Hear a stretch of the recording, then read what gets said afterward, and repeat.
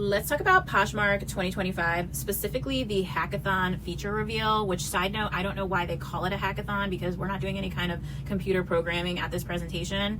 If you don't know what Poshfest is, it's a 2-day fashion conference that Poshmark hosts every year for networking, inspiration, revealing new app features, and just like general like revelry, I guess. I've never seen the ROI on going to one of these things, but I love to see what the feature reveal is every year, and so that's what we're going to break down today. Starting off with my favorite feature reveal, and that is that the threshold for minimum offers is going up from 20% to 40%. I didn't even know we had a 20% threshold offer. I've gotten some crazy lowball offers in the past, but I have been asking for a minimum threshold. So this is actually good. This is something that sellers have been wanting. It'd be great if we could control what the threshold is in our individual closets, but this is an improvement, and this is something that's close to what sellers have been asking for. So I'm very happy about that. They also talked about Smart Sell, which is not new. It's been launched on the platform for a while now.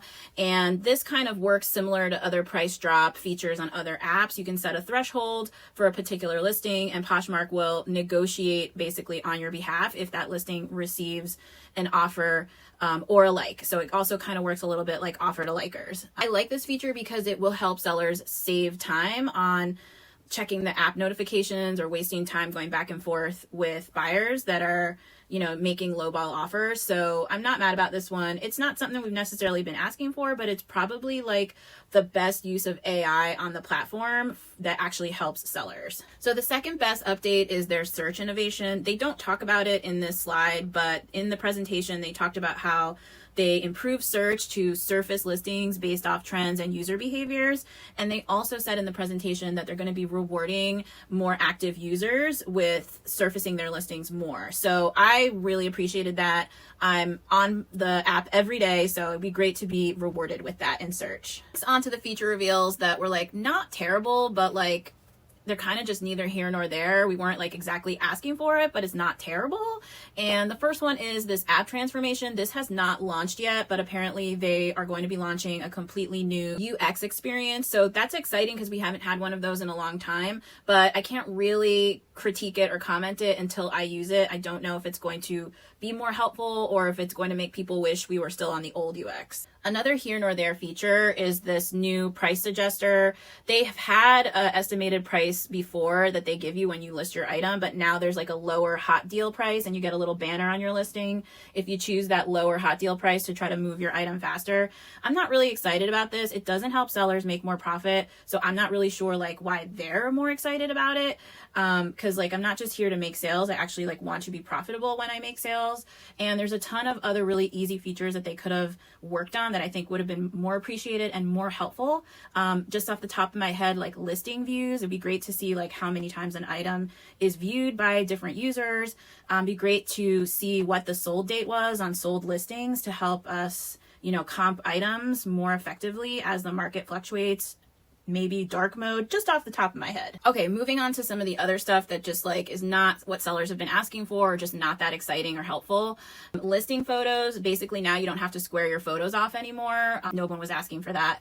Posh show bundlings, this maybe is probably the most helpful one here. I don't really utilize live selling, but if you are a live seller, that's probably an update you appreciate. Seller stats, so now at the top of your closet, people are going to be able to see like how active you are and how quickly you ship, whatever, like not something that people were asking for.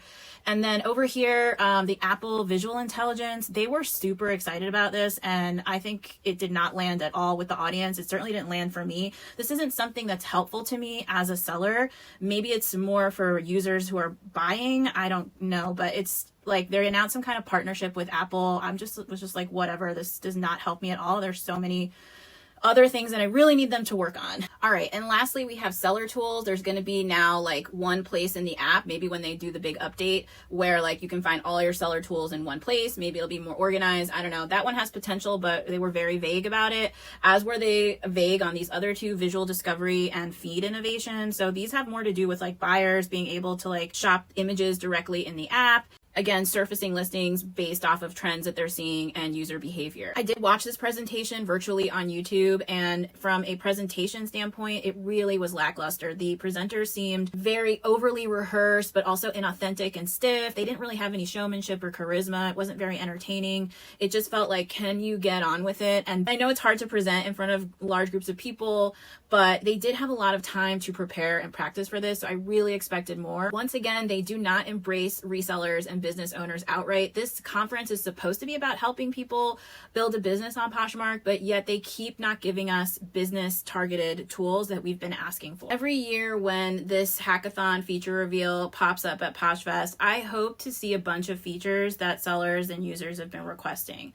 And once again, we were disappointed. What remains my biggest critique of the platform and the company is that they still don't seem to want to distinguish between regular hobby users just selling things out of their closet every now and then and serious entrepreneurs running a business on their platform. I think that's the biggest reason why every year we're disappointed by the feature reveal, because they still don't have that distinction. And so they keep developing the app as if like we're all just like fashion enthusiasts who like sell a couple of things every now and then on the platform from our closet, and not like they have a huge demographic on the platform that's actually sourcing and running and developing a business off of their platform. Let me know what you guys think of this breakdown in the comments below. If you did attend the event in person, make sure to drop your thoughts and impressions and opinions in the comments as well. As always, thanks for watching and happy thrifting.